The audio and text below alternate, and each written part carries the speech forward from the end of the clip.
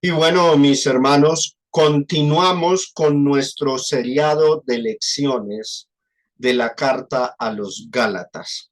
Y en esta noche continuamos estudiando el capítulo 6. Esta será nuestra tercera lección del capítulo 6 y ya nuestra lección 27 de lo que ha sido todo este seriado.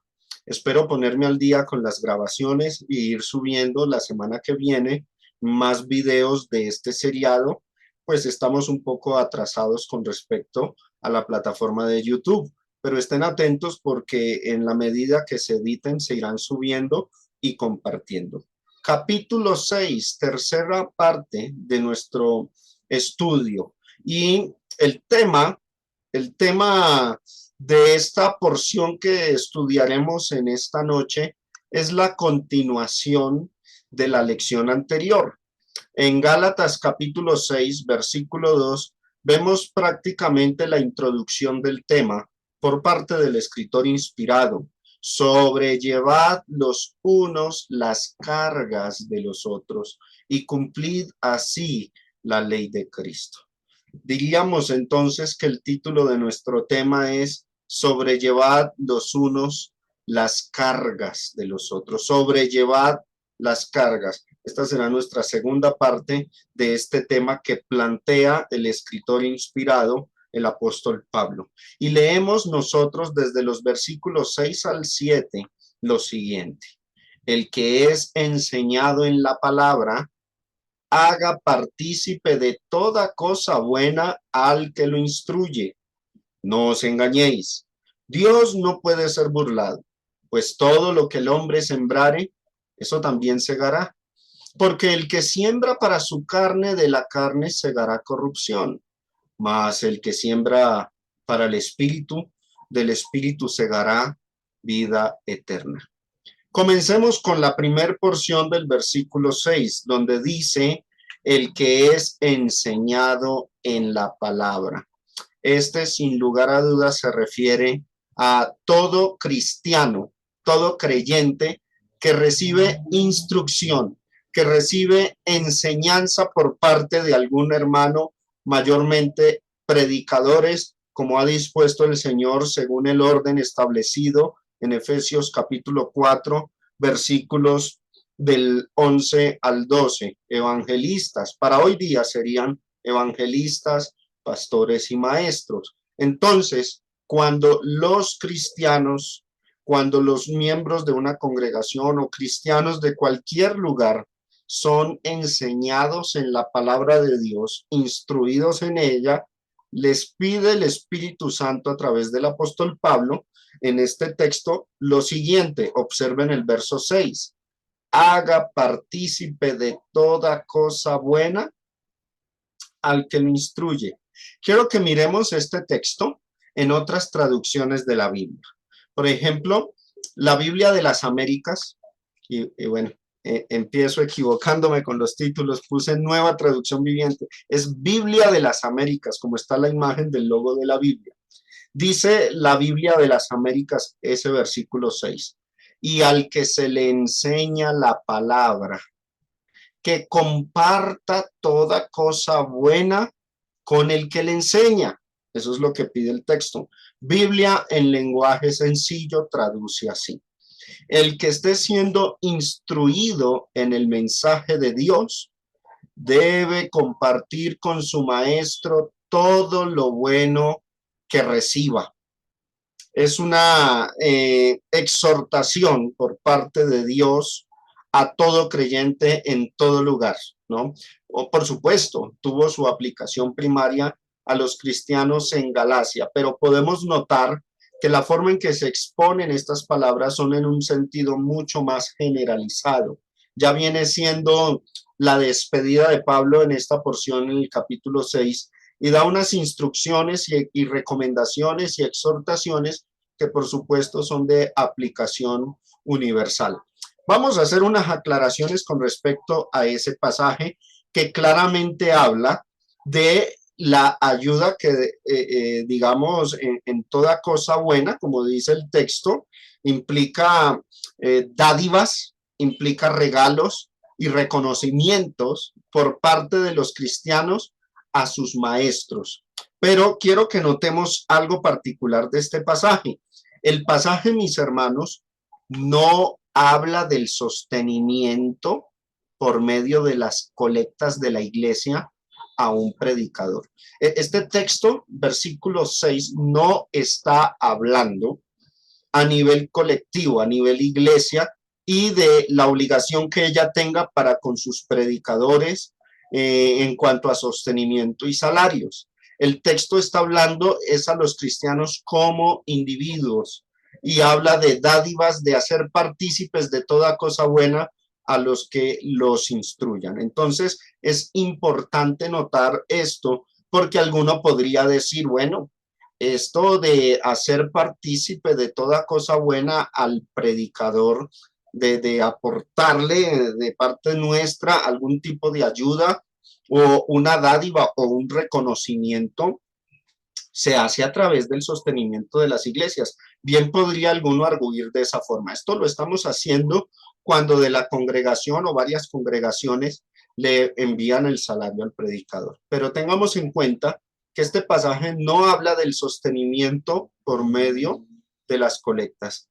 De ese asunto sí se habla en otras porciones, como por ejemplo el pasaje de 2 Corintios capítulo 11, versículos del 8 al 9, donde Pablo dijo, he despojado a otras iglesias recibiendo salario para serviros a vosotros. Noten que aquí ya la terminología se torna más en un asunto de obligación continua, salario, la palabra salario demanda, entonces que son iglesias que entraron en un compromiso donde van a sostener al predicador, en el caso aquí el apóstol Pablo, de manera continua. Un salario implica una continuidad, mientras que Gálatas capítulo 6 habla de el que es enseñado en la palabra por medio de la gratitud, más bien, haga partícipe de toda cosa buena al que le instruye. Se habla más no en un son, digamos, de un compromiso continuo como un salario, sino de un reconocimiento que se da en su debido momento. Cuando el cristiano reconoce que ha ido aprendiendo de su predicador, del que le instruye, entonces debe tener ese sentir, debe ser movido a hacer esto que dice el texto, haga partícipe, y no solamente dice salario, sino de toda cosa buena. Toda cosa buena es más allá de salario, implica muchas formas de mostrar gratitud hacia quienes predican, una invitación a comer, bueno, en fin, toda cosa buena demanda entonces cualquier bendición que le podamos aportar a los que nos predican. En cuanto a salarios, volvamos a 2 Corintios capítulo 11 del 8 al 9. Pablo le decía a la iglesia de Corinto, una iglesia desagradecida con Pablo. Los de Corinto nacieron como iglesia gracias al apóstol Pablo. Pablo dice en la primera carta que él fue el que sembró el evangelio allí. Apolos lo que hizo fue regar luego, pero él fue el que sembró la semilla y nació esta iglesia. Pero eran desagradecidos con Pablo en la cuestión de sostenerlo económicamente para sus necesidades. Pablo les reprocha, porque aquí estas líneas del verso 8 hablan a manera de reproche. Y Pablo les está diciendo, he despojado a otras iglesias recibiendo salario para servirles a ustedes, los de Corinto. Verso 9. Y cuando estaba entre ustedes, entre vosotros, y tuve necesidad, les dice Pablo, les recuerda, dice, a ninguno fui carga, pues lo que me faltaba lo suplieron los hermanos que vinieron de Macedonia, y en todo me guardé y me guardaré de seros gravosos. No tenemos un dato que nos certifique en este contexto de que los de Corinto estuviesen siendo negligentes con las ayudas de Pablo, pero es evidente por el tono del mensaje del texto que eso era lo que estaba ocurriendo. Y ya lo vamos a ver enseguida. pero les reclama, a manera de reproche les dice que se estaba guardando de serles gravoso. Esto significa o implicaría que de cierta manera la iglesia de Corinto, en cuanto a ayudar a Pablo económicamente, lo estaba viendo como un agravio, estaba tomándolo como un asunto de molestia, y Pablo les reprocha diciendo: he recibido salario de otros, es para servirle a ustedes, y me guardé de molestarlos, de no serles molesto en los asuntos de sostenimiento. Fueron los hermanos de Macedonia los que suplieron mis necesidades, y eso que los de Macedonia estaban abundando era en pobreza, ¿no? Como lo indica también otro pasaje. Pero bueno, sigamos leyendo. Cuando retrocedemos al verso 4, vemos una situación muy triste con respecto a la gratitud que esta iglesia debía tener para con Pablo. Retrocedamos al versículo 4 y notemos esa situación.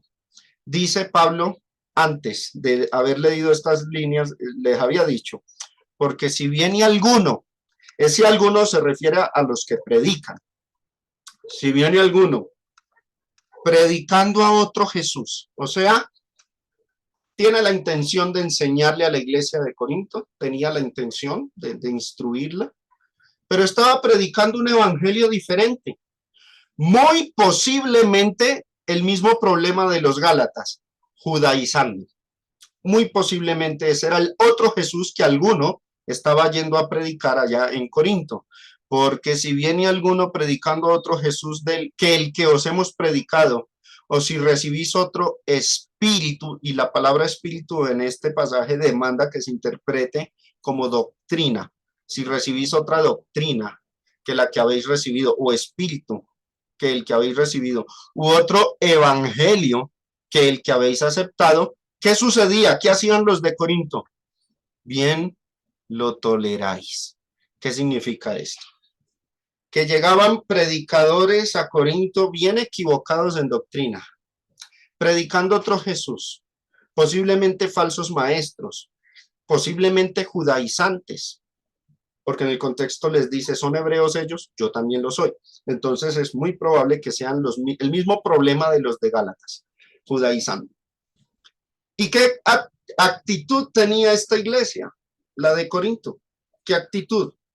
Si iba alguien predicando errores, bien lo recibían muy bien. Y en este contexto, mis hermanos, ese recibirlo bien o tolerarlos implica que le estaban dando ellos ayudas económicas a falsos maestros, mientras que al mismo tiempo a Pablo le estaban negando sostenimiento. Pablo les está diciendo: para servirles a ustedes, corintios, he tenido que recibir salario de otros. Pero ustedes, los de Corinto, a mí que soy apóstol, no me ayudan. Me he tenido que guardar de serles gravoso.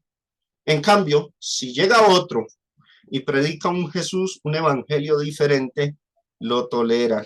Posiblemente le ayudan económicamente.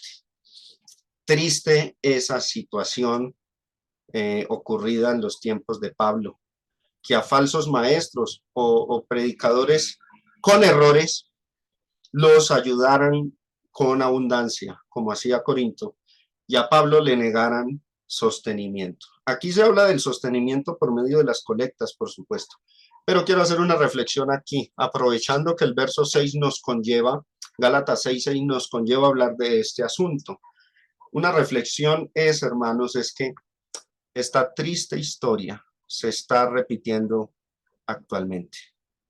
Es triste ver la situación actual en muchos predicadores en las iglesias, predicadores que están trabajando con las uñas, predicadores que están predicando con vehemencia, se están preparando, estudian y son muy dedicados, son muy activos en la obra, ganan almas. Las iglesias en donde enseñan aumentan, bautizan personas porque predican el evangelio y no son apoyados económicamente. Entre tanto, que otros que no aportan mucho para la obra, que hasta enseñan errores doctrinales, y que si se les mira su obra no pasa de cierta cantidad de hermanos. Hay casos de predicadores que solamente se dedican a predicarle a sus familias y los reúnen y dicen que esos son la iglesia y toman fotos para justificar salarios y a eso se les ayuda en abundancia. Entre tanto, que hay otros que son descuidados. Esa historia no se tiene por qué que repetir hoy día, no se debería repetir, porque fue lo que precisamente hicieron los de Corinto con el apóstol Pablo. Triste, triste ver eso, triste ver esa falta de equilibrio y de cuidado de las iglesias con respecto a quienes les están brindando ayuda económica. Esa triste historia se está repitiendo actualmente. Pero observemos cómo es el sostenimiento por medio de las colectas a un predicador. Primera de Corintios capítulo 9, versículos del 4 al 7. Les reprochaba, ya desde la primera carta, Pablo hace constantemente estos reproches a la iglesia de Corinto porque no le estaban brindando ayuda económica. ¿Acaso, y observen el término que se utiliza para hablar del sostenimiento de un predicador? Algunos hoy día suelen llamarlo benevolencias. La palabra benevolencia denota es cuando alguien padece necesidad y la iglesia brinda una ayuda sin recibir nada a cambio. Pero el servicio de un predicador a la congregación no se trata de benevolencia. Pablo lo llama derecho. Observen el versículo 4. ¿Acaso no tenemos derecho de comer y beber? Y los animo a que analicen ese término derecho, investiguen lo que significa. ¿Acaso no tenemos derecho de comer y beber? Comienza Pablo reclamando las necesidades básicas del predicador: comer, beber, o sea, alimentarse. No tienen derecho de recibir de la iglesia algún tipo de sostenimiento para por lo menos comer y beber, es lo que Pablo les está reclamando a los de Corinto. No tenemos nosotros, Pablo y Bernabé, él hablaba por Bernabé también. No tenemos derecho de esto. Ustedes a otros que predican el error les están sosteniendo y a nosotros nos recriminan esto, pero tenemos derecho, les dice el apóstol Pablo. Luego agrega, verso 5, no tenemos, y vuelve el término, derecho de traer con nosotros una hermana por mujer, como también los otros apóstoles y los hermanos del Señor y Cefas. Este texto está mostrando claramente que el sostenimiento para un predicador no está limitado solamente a ese individuo. Si el predicador tiene esposa e hijos, las iglesias que le ayuden o la iglesia que le ayuden deberían considerar esa obligación que él tiene de sostener una esposa y sus hijos y entonces proporcionar una cantidad apropiada para que pueda solventar esos gastos que le conciernen a él. Por eso eso es lo que está diciendo aquí el apóstol. No tenemos derecho de traer con nosotros una hermana por mujer, como también los otros apóstoles y los hermanos del Señor y Cefas. O solo yo y Bernabé no tenemos derecho de no trabajar. Oído, eso no significa que los que predican, los que son evangelistas y predicadores, son personas que no trabajan. Algunos han tomado ese texto de esa forma. No. Cuando dice aquí de no trabajar, se refiere a trabajos seculares, a trabajos comunes que no tienen que ver con la obra de Dios.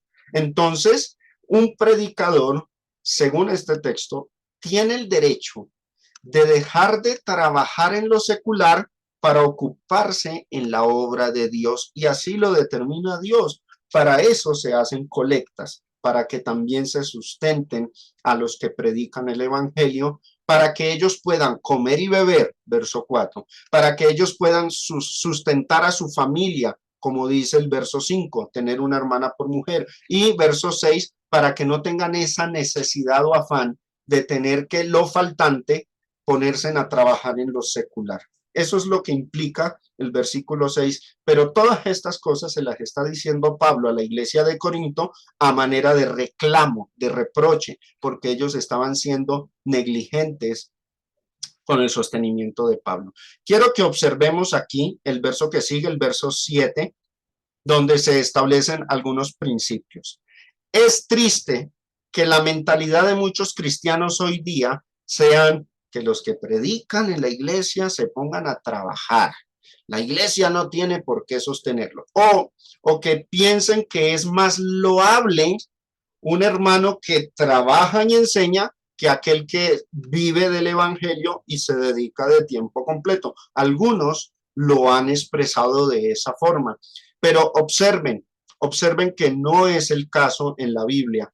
Delante de Dios es más loable aquel que abandona trabajos seculares para dedicarse al 100% a su obra. Eso es mucho más loable delante de Dios. Aunque por supuesto, en los tiempos que vivimos ahora, en estos tiempos modernos, un hermano que trabaje y a la vez predique es de admirar porque requiere un gran esfuerzo. Sin embargo, sería muchísimo mejor que a un hermano semejante, una o varias iglesias le aportaran sostenimiento suficiente para él y su familia y entonces que se dedique 100% a la obra de Dios. Eso sería mucho más provechoso. Pero bien, sigamos. El verso 7 dice, ¿quién fue jamás, observen esta expresión, soldado a sus propias expensas? Aquí Pablo establece unos principios de que nadie puede trabajar de gratis, es lo que dice acá. Un soldado, hoy día, hablemos de los soldados de nuestra patria. ¿Quién va a decir hoy, voy a comprar mi fusil? Voy a comprar con mi dinero, voy a trabajar y me voy a volver soldado y yo me voy a comprar el fusil, me voy a comprar el uniforme y voy a dar mi vida por la patria sin pedirle un solo peso a la patria. No hay semejante caso. No he visto a alguien que diga que va a ser soldados por sus propios medios y por amor a la patria, hasta incluso va a él mismo a trabajar y va a rechazar la ayuda que le dé el gobierno, el salario que le dé el gobierno y que de su propio trabajo se vaya a comprar su uniforme, su fusil, se pague sus viajes a la selva y vaya a defender la patria. Solo, nadie es soldado de esa forma. Nadie es soldado. Si existieran personas que fueran soldados de esa forma, no existiría el servicio obligatorio. No sería obligatorio, sería voluntario, ¿no? Pero es obligatorio precisamente porque nadie es soldado a sus propias expensas. Pero estas palabras las está utilizando el apóstol Pablo para hablar de los obreros de la iglesia. Nadie es obrero según sus propios, o no debiera ser así. No debiera ser así, aunque hayan muchos por ahí cristianos que estén pensando que lo más idóneo es que un predicador trabaje en lo secular y a la vez se trasnoche y sacrifique mucho tiempo para enseñar y lo vean mucho mejor. No es así en el pensamiento de Dios. Recuerden, dice Dios, mis pensamientos no son vuestros pensamientos. Y aquí el reclamo que hace el Espíritu de Dios a través de Pablo es este: ¿quién fue jamás soldado a sus propias expensas? Preguntas retóricas, pero que debemos aplicarlas hacia los que sirven en la obra de Dios. Dice, luego, ¿quién planta viña y no come de su fruto? Y pensemos en esta situación en un sentido más moderno. Si ustedes tuviesen una finca y sembraran un árbol de naranjas y dieran naranjas, ¿comen o no comen? ¿Quién siembra un árbol que dé frutos y no va a comer de ellos? Esto lo aplica en un sentido, por supuesto, espiritual hacia los que predican el evangelio. Ellos están plantando lo espiritual, ¿cómo no van a comer de ahí? Pero hoy día se ha puesto un sentido muy negativo hacia estas cuestiones para los predicadores. Tal vez el mucho señalar a los falsos maestros que abusan del evangelio, que son vividores, que cobran diezmos, primicias, que abusan de esto, que es cierto que abusan, pero tal vez cuando nuestra predicación desde hace muchos años se ha tornado muy en contra de eso, muy reiterativa, en contra de los diezmos, las primicias y hablar mal de estos falsos maestros que son vividores, tal vez ese enfoque ha hecho que la iglesia en un sentido general se torne en una actitud negativa con los que sí sirven de verdad al evangelio de Cristo. ¿Y esto ha repercutido en qué? En iglesias que no prosperan, en iglesias que no pueden sostener a sus propios mensajeros. Y observen la otra pregunta: ¿o quién apacienta el rebaño y no toma de la leche del rebaño? A ver, ¿quién haría eso? Pregunta Pablo. La respuesta obvia es: ninguno lo haría. Entonces, asimismo, ¿qué predicador se dedicaría de tiempo completo sin recibir salario de una congregación? Ahí está. Entonces, aplíquese este mismo principio en esta pregunta que hace el apóstol Pablo al caso de los que predican. Ahora, lastimosamente, se suele criticar al hermano que anhele salarios. Y por eso solemos decir el siguiente dicho, solemos pronunciar las siguientes palabras: hermanos, oremos para que Dios mande obreros, porque la mies es mucha y los obreros pocos. Ay, ¿por qué será que las iglesias tienen tan poco hermanos que sirven? Ninguno quiere servir, ninguno quiere predicar. Hay pocos obreros en las iglesias. ¿Por qué será? ¿Será porque todos los hermanos varones de las iglesias, los cristianos, son tan malos que no quieren? ¿O será por estos principios que está hablando el apóstol Pablo? ¿Será que no estamos viendo en la predicación una forma de vivir y a la vez servir en lo que más se ama, el evangelio de Jesucristo? Y pues nadie es soldado a sus propias expensas, nadie planta viña y no come de su fruto, y nadie apacienta un rebaño para no tomar la leche del rebaño.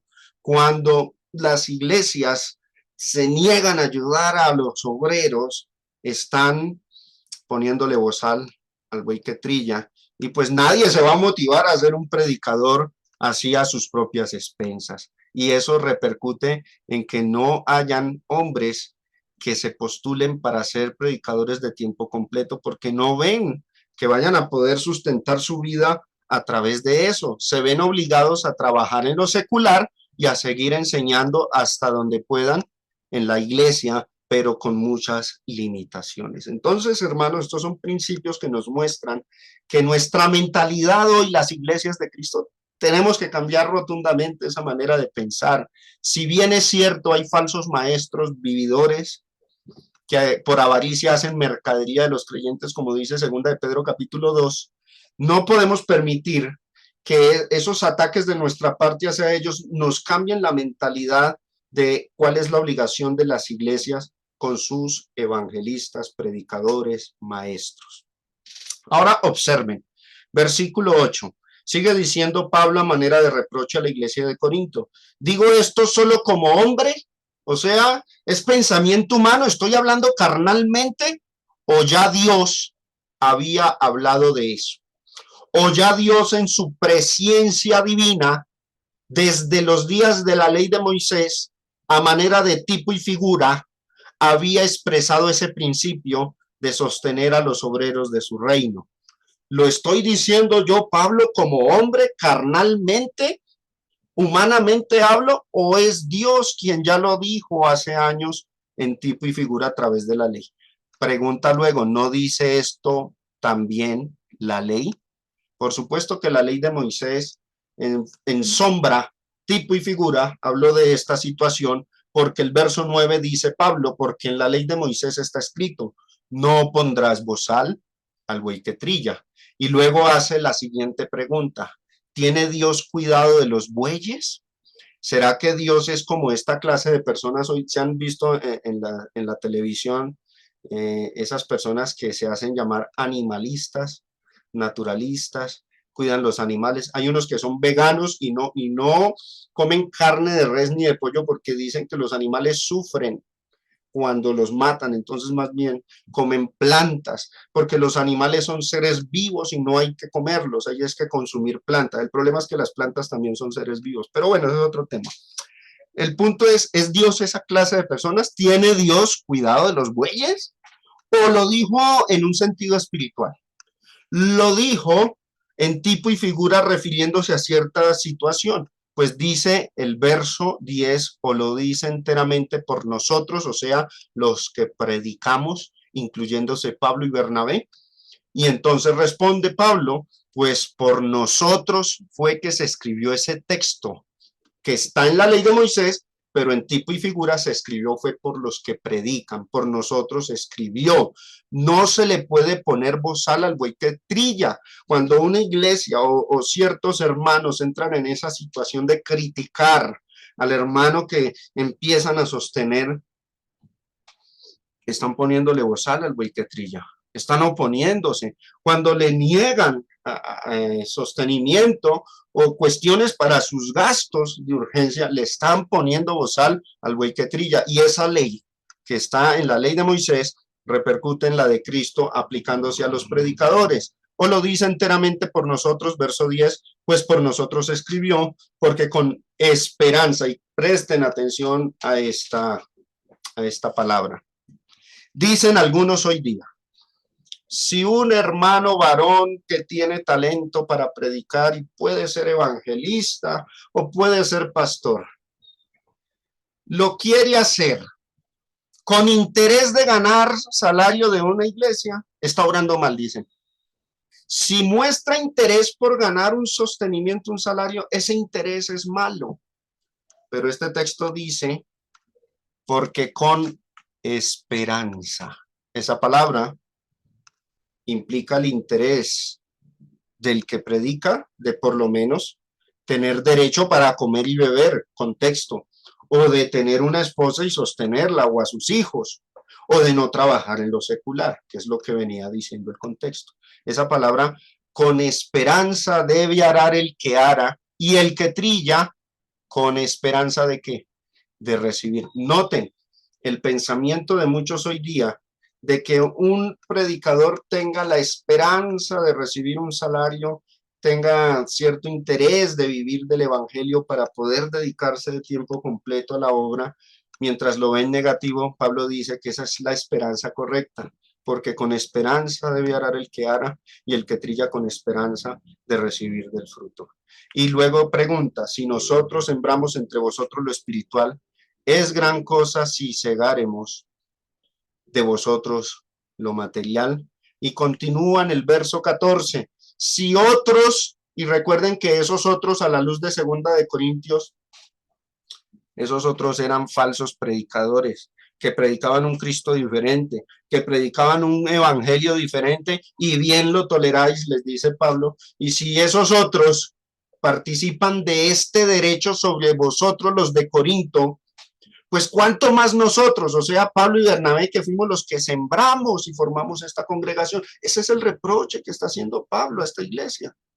Pero miren lo que tenían que hacer, no porque esto sea loable, sino porque era vergonzoso para los de Corinto, pero no hemos usado este derecho, sino que lo soportamos todo. Eso no debiera ser así, pero así era por causa de la negligencia de los de Corinto, sino que lo soportamos todo por no poner ningún obstáculo al evangelio de Cristo. No sea que eso resulte en tropiezo para la iglesia, y por eso Pablo más bien sufrió el agravio. Esa actitud de parte de los de Corinto fue un agravio. Y finalmente, dice el apóstol Pablo con respecto al sostenimiento de los predicadores, dice, verso 13, otro tipo y figura.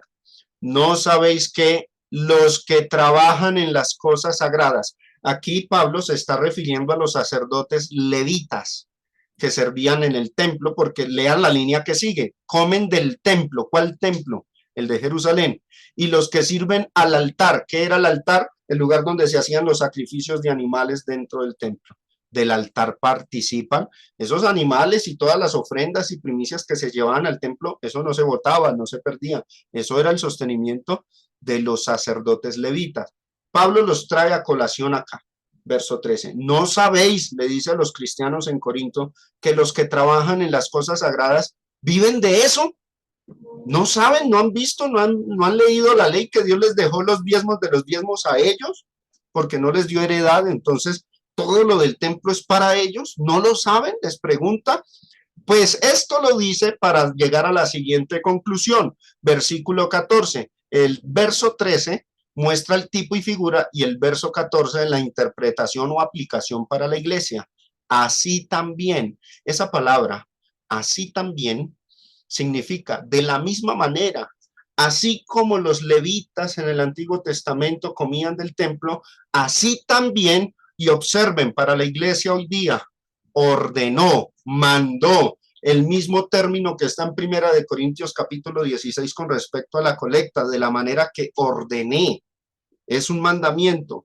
Así también, como en el Antiguo Testamento los levitas vivían del templo, así también ahora en la iglesia ordena el Señor que los que anuncian el evangelio, llámense evangelistas, pastores o maestros, pues que vivan del evangelio. Ese es el orden correcto. Ahora, hermanos, una claridad. Todo esto fue dicho con referencia al sostenimiento de los predicadores, pero por parte de las iglesias, o sea, en términos de salario, lo que le correspondería a cualquier hermano que predique el evangelio y sirva y ministre en una congregación. Pero Gálatas 6, versículo 6, Gálatas 6, el que tenemos ahí a la izquierda resaltado en amarillo y verde, el que es enseñado en la palabra, haga partícipe de toda cosa buena al que lo instruye. Este texto no habla del sostenimiento por medio de las colectas. No habla en términos de salarios de iglesia al predicador. Habla es a nivel individual, no a nivel colectivo. Miren ahí arriba, donde está la Biblia de las Américas, que por error le puse Nueva Traducción Viviente. Miren ahí que el término está en singular, y al que se le enseña la palabra. No habla a nivel colectivo de iglesia, sino al cristiano como individuo, al que se le enseña la palabra, que comparta toda cosa buena con el que le enseña. Y en la Biblia el lenguaje sencillo está en singular, el que esté siendo instruido en el mensaje de Dios. O sea, a un cristiano como individuo, ese debe compartir con su maestro o el que le enseña todo lo bueno que reciba. Así que, mis hermanos, este texto, Gálatas 6:6, aquí se habla de un deber individual y no está limitado a un salario, sino, como bien dice el texto, toda cosa buena. Toda bendición que recibamos como cristianos, en el momento en que Dios nos prospere, debemos acordarnos de los que nos instruyen. Esto es una cosa que suele faltar, en la que solemos faltar muchos de los cristianos, ¿no? Porque cuando Dios nos bendice, si a mucho algunos se acuerdan de ofrendar un poco más, Dios les da en abundancia y entonces dicen, he prosperado, entonces voy a aumentar mi colecta cada domingo. Si hacen algo más, se acuerdan es de, entonces tengo que hacer buenas obras, ser un buen samaritano y ayudar a los hermanos y personas necesitadas. Y hacen uno que otro mercado, pero casi no se acuerdan del predicador, casi no se acuerdan del que enseña. Y este texto está hablando es el que es enseñado en la palabra. Haga partícipe de toda cosa buena al que lo instruye. Cuando somos prosperados, debemos acordarnos también de aquel que nos instruye. No está hablando en términos de salario en texto, porque en términos de salario se habla en Primera de Corintios 9 y ahí ya es obligación de las iglesias. Se está hablando es de toda cosa buena. Se está hablando es de acordarnos y de ser agradecidos con los hermanos que predican y se están esforzando para que aprendamos de la palabra de Dios. Bueno, esta clase de enseñanza, tocar estos textos, para uno como predicador es algo difícil porque suena, se presta para que algunos lo interpreten como que el hermano ya está pidiendo, el hermano está haciendo reclamos. No, estamos estudiando Gálatas, llegamos a Gálatas 6:6, había que hablar de este texto, había que exponerlo. Si alguno se siente redarguido por esto, se puede vindicar conmigo, acepto invitaciones a almorzar, acepto toda cosa buena que me ofrezca. Es molestando, mis hermanos. Sigamos, versículo 7. No os engañéis, Dios no puede ser burlado, pues todo lo que el hombre sembrare, eso también segará.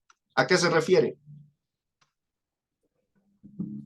Todo lo que el hombre sembrare. No os engañéis, Dios no puede ser burlado, pues todo lo que el hombre sembrare, eso también segará.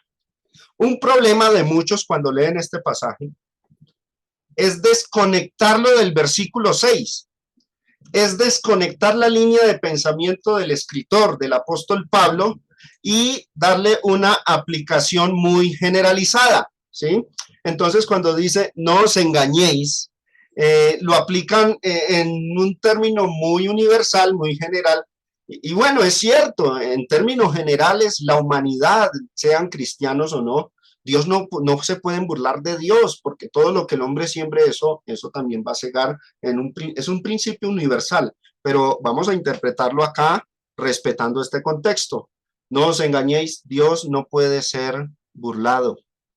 ¿A qué se refiere? Me gusta como este comentario lo expresa. La Biblia de Scofield, muy criticada por ser premilenario el expositor, pero bueno, este texto no tiene nada que ver con el premileniarismo y miren lo que comentó.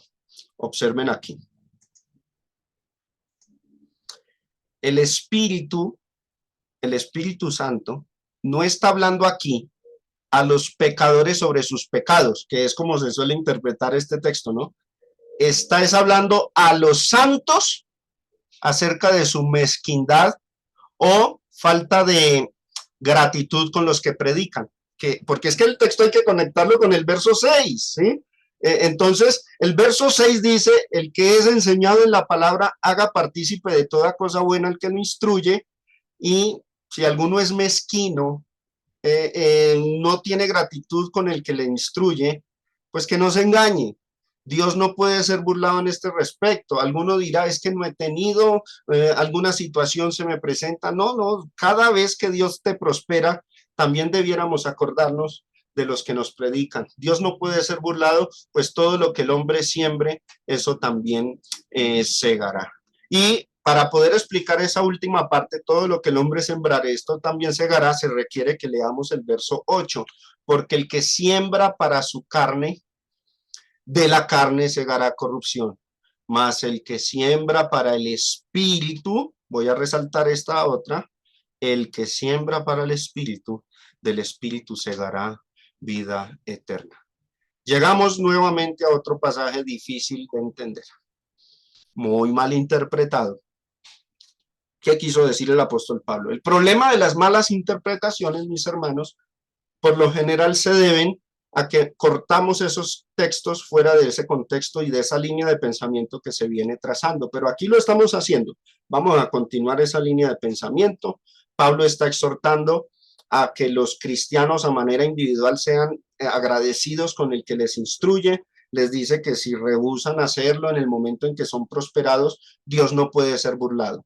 Lo mismo podríamos decir de la forma en que ofrendamos. Dice, según haya prosperado. Si alguno prospera y no aumenta la ofrenda, pues está engañando a sí mismo. Dios no puede ser burlado, está haciendo mal las cosas. Pues lo mismo está repitiendo ahora el apóstol Pablo, pero con respecto a la situación de que hagamos partícipe de toda cosa buena a aquel que nos instruye. Ahora, el verso 8 y verso 9 dice, porque el que siembra para su carne, y luego viene otra expresión, el que siembra para el espíritu. Bueno, hermanos, he estudiado este texto muchas veces y he llegado a la conclusión de que este pasaje tiene dos interpretaciones válidas. Se las voy a compartir. Cada uno de ustedes al final va a decidir cuál de las dos posturas le parece o comprende que es la más idónea, acertada y acorde al pasaje. Viene la primera interpretación. Cuando recibimos bendiciones materiales, pero ¿qué pasa? Las malgastamos en cosas vanas. A veces compramos un nuevo celular sin necesidad porque el que teníamos estaba bueno, simplemente fue lujo y gastos vanos que no son pecados si uno se acuerda de ofrendar más cuando es prosperado, de hacerle bien al necesitado y de acordarse del que nos instruye. Pero cuando no dejamos de lado esos principios y simplemente malgastamos en cosas y olvidamos a los obreros de la iglesia, que es de lo que se viene hablando el verso 6, ¿qué estamos haciendo? Sembramos es para la carne. O sea, el dinero que invertimos es una forma de sembrar, pero para cosas vanas, para la carne. Y como consecuencia, lo que se va a cosechar es corrupción. porque eso sucede. Después, las iglesias no tienen cómo sostener su predicador. Después, muchos predicadores se desmotivan, se desaniman porque no ven retribución a su trabajo, y entonces ahí es donde muchas iglesias terminan sin predicadores. Le tocó al predicador ponerse a trabajar en lo secular, le tocó viajarse, irse para otro lugar para rebuscarse la vida. Siembran corrupción. Esos son males sembrados a futuro. Pero cuando cumplimos lo dicho en el versículo 6, el que es enseñado en la palabra, haga partícipe de toda cosa buena al que lo instruye, ¿qué sucede? Sembramos para el espíritu y de paso cosecharemos la vida eterna. Esa es la interpretación primaria que pongo aquí sobre los versículos 7 y 8, particularmente el 8, esa frase, el que siembra para su carne, el que siembra para su espíritu. Hay otra interpretación, obsérvenla y noten que es muy viable también. Observen. Sembrar para la carne es poner el esfuerzo para alcanzar la salvación mediante la ley, o sea, querer guardar la ley. Y de eso tiene validez, hermanos, porque toda la carta habla de ese asunto, ¿no? Sembrar para la carne es poner el esfuerzo para alcanzar la salvación mediante la ley. Como consecuencia, lo que se cosecha andando bajo la ley será corrupción, ya que la ley no puede vivificar, sino que alimenta la carne, y eso lo estudiamos en el verso 3, en el capítulo 3. Por otro lado, sembrar para el espíritu es andar bajo la gracia y el evangelio de Cristo, creyendo que solo así podremos ser salvos.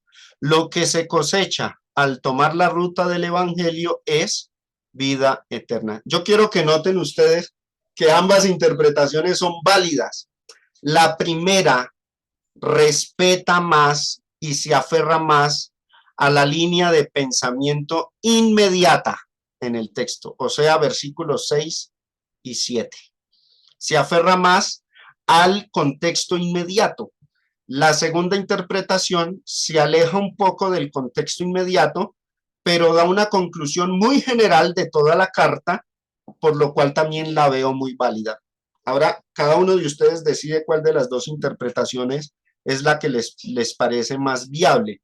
Si me preguntaran a mí, hermano Germán, ¿usted cuál de las dos interpretaciones ve más viable? Pues yo resalto la primera como la más acertada, ya que es la que explica mejor el contexto inmediato. La otra interpretación, aunque es válida y respeta todo el contexto de la carta, se aleja un poco de la temática que se viene trazando en el verso 6 y 7 para ir un poco más atrás de lo que ya se había aclarado. Entonces, tomo la ruta y para mí la primera interpretación es la más viable, pero si alguno de ustedes dice no, no le veo inconveniente a la segunda interpretación y creo que es más acorde con todo el contexto de la carta y quiere adoptarla, no hay ningún problema. Que esto no se generen a futuro divisiones, ¿no? Las iglesias de Cristo, el primer punto, y las iglesias de Cristo, no, eso sería carnalidad y fracasaríamos en nuestro estudio. De esto se trata de estudiar las escrituras, mis hermanos. Terminemos con los versículos del 9 al 10. 9. No nos cansemos, pues, de hacer bien. Sigue insistiendo el apóstol Pablo lo que se viene hablando. Seamos personas que hacemos buenas obras, hagamos el bien. Particularmente habla de los que instruyen en la palabra a otros. No nos cansemos, pues, de hacer bien. O sea, esto es un llamado a practicar buenas obras. Tenemos textos de sobra que indican al cristiano a ser persona de buenas obras. Observen, Jesús durante su ministerio, Mateo 5:16, así alumbre vuestra luz delante de los hombres para que vean vuestras buenas obras y glorifiquen a vuestro Padre que está en los cielos. Cuando nosotros hacemos buenas obras con los demás van a glorificar a Dios, porque daremos un testimonio que certifica que nuestro cristianismo es verídico, es real, que no es de palabra, sino que con acciones mostramos nuestra fe a Dios a través de nuestras obras. Así alumbramos a los demás y así los demás pueden llegar a convertirse, así los demás glorifican al Padre Celestial. Ahora observen Tito capítulo 2, verso 14. dice que Cristo, nosotros leemos mucho el texto de Hechos 20:28 que dice que Cristo derramó su sangre para comprar la iglesia, o que compró la iglesia con su sangre. Pero aquí miren lo que dice: quien se dio a sí mismo por nosotros para redimirnos de toda iniquidad y purificar para sí un pueblo propio. ¿Y qué dice ahí? Celoso de buenas obras. El pueblo de Cristo, su iglesia, se debe caracterizar por ser un pueblo celoso de buenas obras.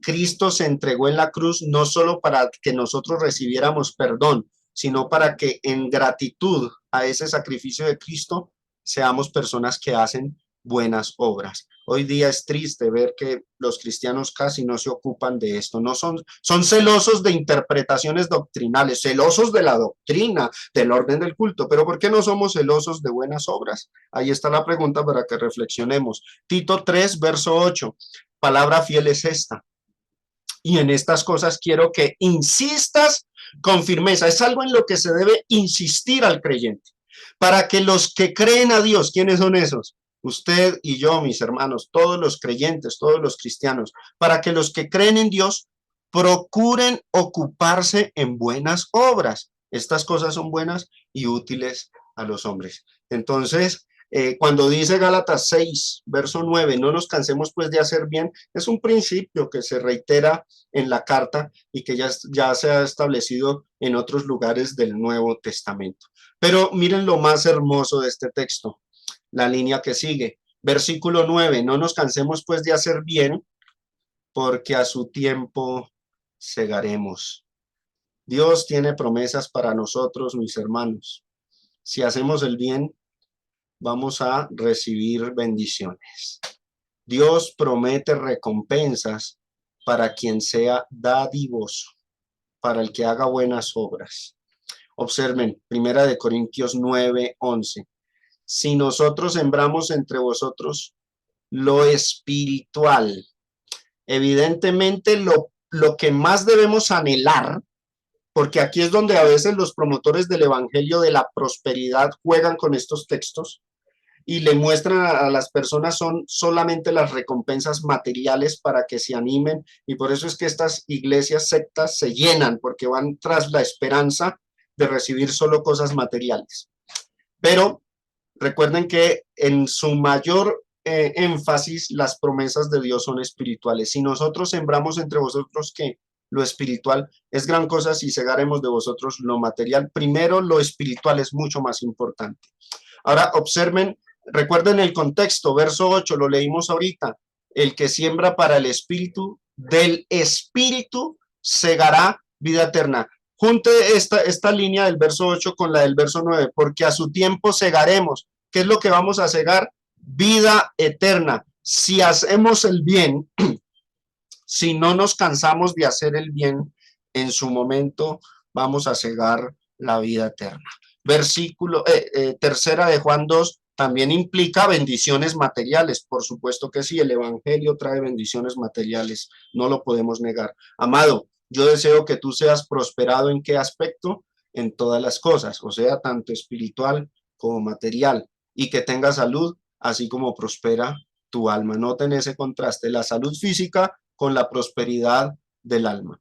Y segunda de Corintios 9, versículo 8 y luego el verso 10 también pone ambas cosas, lo material y lo espiritual, como recompensas de parte de Dios si somos personas dadivosas, si somos personas que no nos cansamos de hacer el bien, aunque por supuesto el mayor enfoque o la prioridad del cristiano deben ser las bendiciones espirituales. Verso 8, y poderoso es Dios para hacer que abunde en vosotros, primeramente, ¿qué?